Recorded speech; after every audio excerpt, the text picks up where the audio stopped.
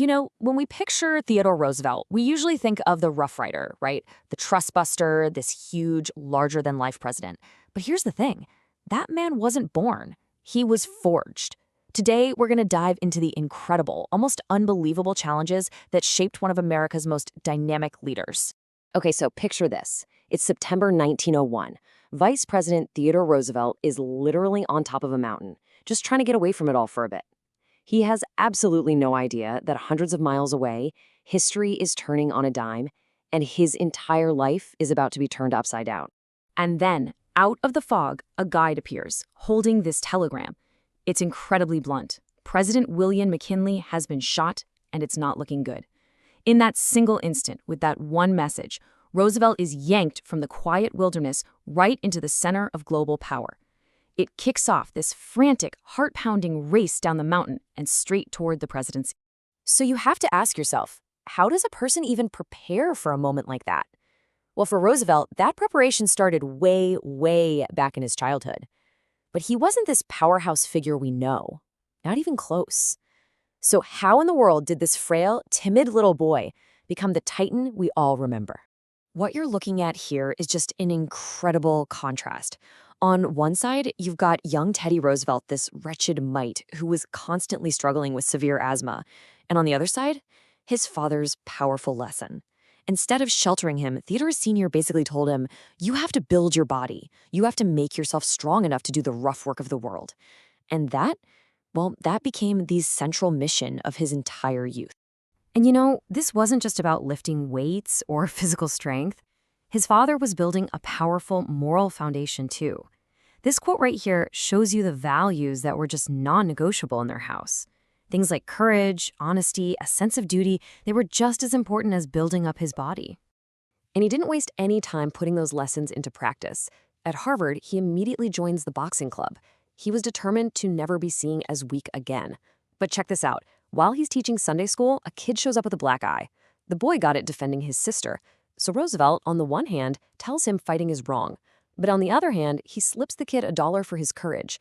He was always trying to find the real justice, the equity of the situation, not just the black and white rules. Then, just as his life is getting started, he's hit with an absolutely unimaginable tragedy. His wife and his mother die on the exact same day. I mean, completely shattered, he does something drastic. He flees civilization and heads out to the Dakota Badlands. And it was out there, in that harsh, unforgiving land, that he would be completely reborn. You can just feel the power of the West in his own words here. For Roosevelt, the Badlands weren't empty at all. They were humming with this hardy life. It was a place where hard work was a glory and just surviving was a joy. It was exactly the kind of powerful medicine his grieving spirit needed. And, the West really put him to the test, over and over. Get this, a bully with 2 guns starts making fun of his glasses in a saloon, calls him 4 eyes. Roosevelt doesn't even hesitate. He hits him with 3 quick punches and knocks the guy out cold. Another time he's confronted by 5 armed riders out on the plains. He just calmly gets off his horse, aims his rifle, and they scatter. Through all these trials, he physically transformed. A friend of his even said he'd earned the neck of a titan.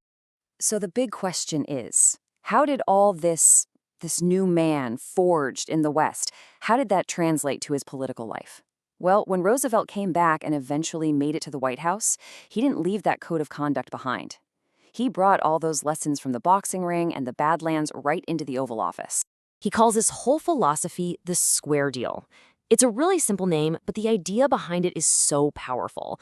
Just like he wanted to find the equity of the situation as a young man, he believed the government's job was to make sure there was a level playing field for everybody. Didn't matter if you were a coal miner or a corporate titan like J.P. Morgan.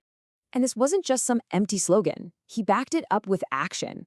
In 1902, he actually sided with striking coal miners, which was totally unheard of for a president back then. He took on J.P. Morgan's massive railroad trust and won. And he even applied that same sense of fairness to the natural world, fighting to save the American bison and protecting places like the Grand Canyon for all of us.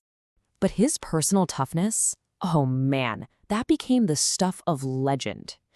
During a campaign after he was president, an assassin shot him point blank in the chest. Now, the bullet was slowed down by his folded-up speech and his glasses case, but it was still lodged in his rib. Refusing to go to the hospital, he walks on stage and delivers a 90-minute speech, telling the crowd it takes more than that to kill a bull moose. Incredible. And that spirit is just brilliantly captured in this cartoon. The bull moose became the symbol for his new political party. This cartoon from 1916 shows that Moose, his political movement, is kind of weakened. It has to be propped up. But look at Roosevelt himself. He is still right there, refusing to give up the fight, even when his power was clearly fading. So this whole journey we've been on, from that sickly little boy to the unstoppable bull moose, it was all guided by this one incredibly powerful philosophy. He laid it all out in a famous speech in Paris, and it's come to define not just his life, but really the ideal of what it means to live a strenuous, meaningful life. Okay, listen to this. He starts by dismissing the critics, the people on the sidelines who just point out flaws. He's saying their opinions don't matter, they're not the ones who count. No, he says, the real credit, it belongs to the person who is actually in the fight. The one who is getting their hands dirty, who's struggling, whose face is literally, as he says, marred by dust and sweat and blood. That is the person who deserves respect. And here's the most important part. It's not about winning. It's about the effort.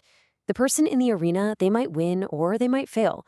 But even if they fail, they are way better off than the timid person on the sidelines, because at least they failed while daring greatly. And you have to understand, this wasn't just a fancy speech for him. This was his life's code. When he was just 21 years old, Roosevelt promised himself that he would work up to the hilt until he turned 60. And despite all the loss, all the battles, all the pain, he kept that promise. He lived every single day in the arena. So what Roosevelt's story really shows us is that strength, well, it isn't something you're just born with. It's something you have to build, usually through a lot of struggle. He dared greatly in politics, in the wilderness, and in his own personal life. Which kind of leaves us with one final thought. What's your arena?